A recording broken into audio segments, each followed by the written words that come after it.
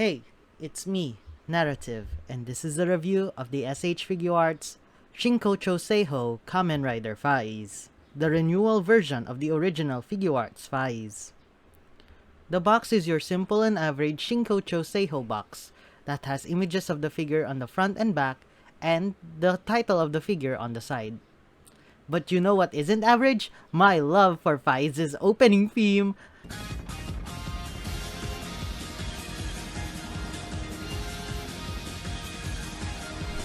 Hirugaru uchu no naka, can you feel? Chisana na hoshi no hanashi wo shiyou. Tell me the truth, shinjite ta mirai ga kuzure sarou to shiteru. Kanashimi wo kurikaeshi 僕らはどこへ行くのだろう今 Yeah, I deserve that. The figure perfectly captures the character's appearance from the TV show, with its proportions evoking the feel of an actual man in the suit. Every single detail is met with painstaking effort in the painting and sculpting department. The helmet has the curved lines of the optics, and the toothy underbite makes Faiz's shark motif stick out more. Yes, fun fact, Faiz does take some design aspects from sharks, which is weird considering that he's the, the wolf Orpnok. The molding on the Faiz driver is on point, although admittedly the only thing it has going for it are looks. I'll dive into that critique later. Though when it comes to paint durability, certain areas on the figure are prone to paint rub, such as the silver portions on the chest and the back of the figure. And the most annoying part is the silver jaw of the helmet that scrapes against the collar. It feels like the neck was a tad too short, so just be aware of that. Now onto articulation. The head is fairly average, although again the collar does impede movement since the jaw scrapes against it. The arms, particularly the shoulders, do something unique in this figure. Instead of the typical ball-jointed shoulder pieces, the shoulder armor is instead attached to the chest piece with what I presume are flexible strips of fabric. A content creator known as Tarai_U, sorry if I butchered that, has been making custom figures or at least improvements to pre-existing Figuarts riders with the same approach for years. Now, this approach can make poses more natural and feel like the actual suits portrayed in the show. However, it does somewhat limit the forward and backward movement of the arms, but it also slightly improves upon outward movement.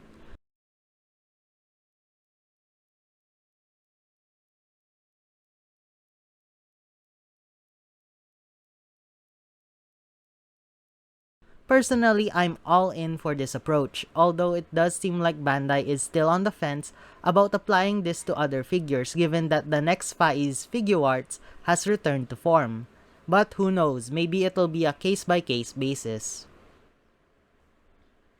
The torso can be moved around, but just be careful as paint chipping may occur when the chest makes contact with the red lines along the abdominal section, though the red paint seems to be relatively durable enough.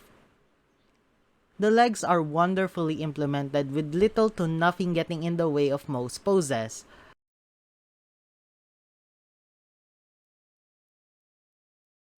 The foot design is also excellent with the details being crisp and cleanly painted. Most of Faiz's accessories are attached to his belt. I would have given these points for part storage, but sadly most of them require part swapping. Oh well, the price to pay for accuracy.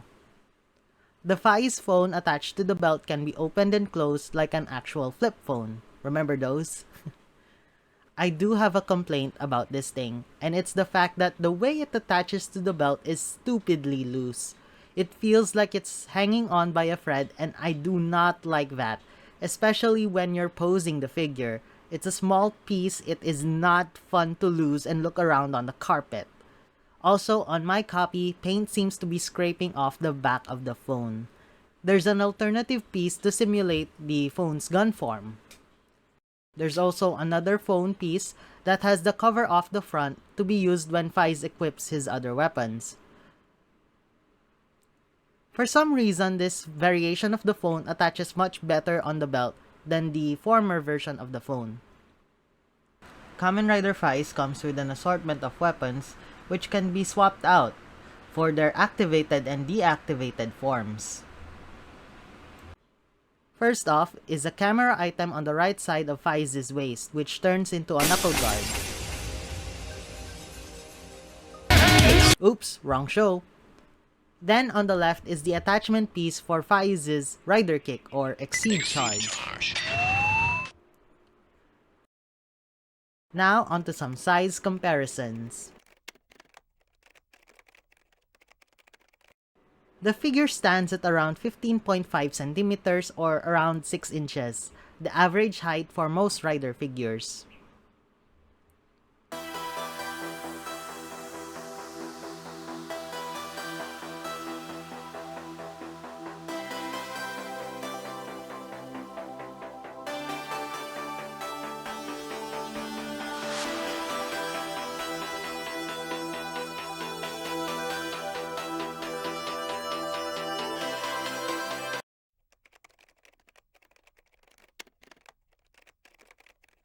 In conclusion, the SH Figuarts Kamen Rider Faiz continues the Shinkocchou Seihou's mark of quality in the line.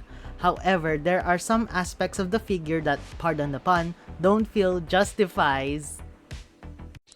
Oh, brother, this guy stinks! Okay, tough crowd. Anyways, there are opinions where aspects such as the new shoulder attachment doesn't feel justified in its application, as this limits a vital point of articulation, although a point can be made that this limitation actually improves upon the true bone structure or the true bone objective that has served as the line's backbone for years. Furthermore, the belt's finicky attachment point for the phone keeps driving me nuts, so that knocks some points out for me.